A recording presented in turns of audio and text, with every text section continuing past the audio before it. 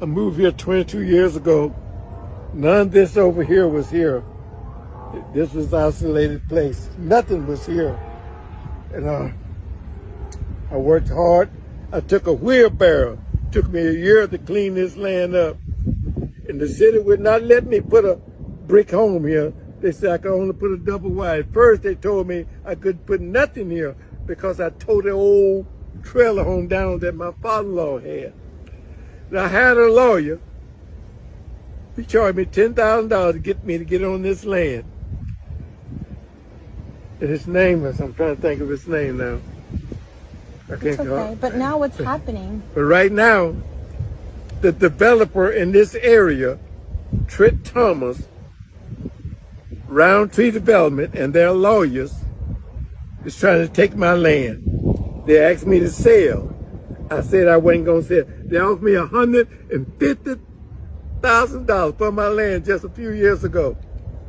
And you see what I got. Last month, 3 months ago, they offered me $500,000 in front of my lawyer. I said, no, I'm not going to sell. He called me, Trent Thomas, and say, his father called and say, I own your land up from back yonder. It goes way back there to your back door. And then his son called me 2 weeks ago and say, I want to buy your easement. I said, no, I'm not going to sell it. He said, I can force you to do it. When he said that, I prayed and I come up with my sign. And he called me a few days ago. He said, you scandalized my name. I said, no, I'm not scandalizing your name. I said, you scandalized mine. And you say I was the nigger in the way.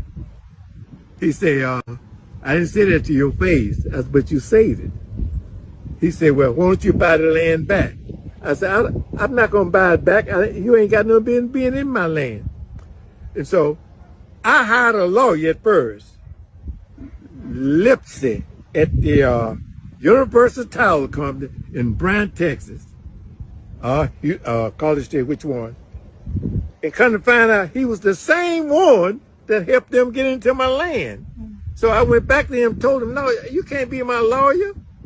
And he told me, I said, what do I owe you? He said, nothing. So I hired another attorney to help me out. And God bless. They still in my land. Still in my land. They still in my land.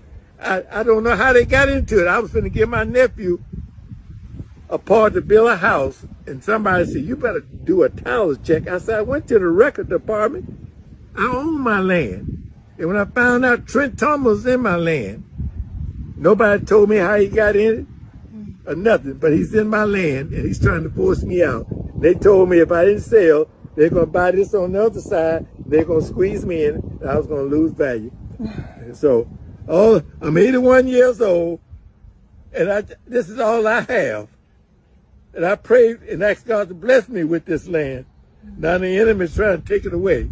And they call me nigger in the way right here. And I told them I'm a black man. Well, you know what? It was a white lady who called to tell me, and I was just beside myself, and I just wanted to see. And so you live in a beautiful community who's going to help you. It may not even be me. I know, but somebody. No, listen, this is a beautiful place, and I thank you for sharing our story. I'm going to share that because I believe in Bryan College Station. I believe in the goodness of this community. And somebody has the answers. No, it's okay to cry. Let me get it off. It's okay.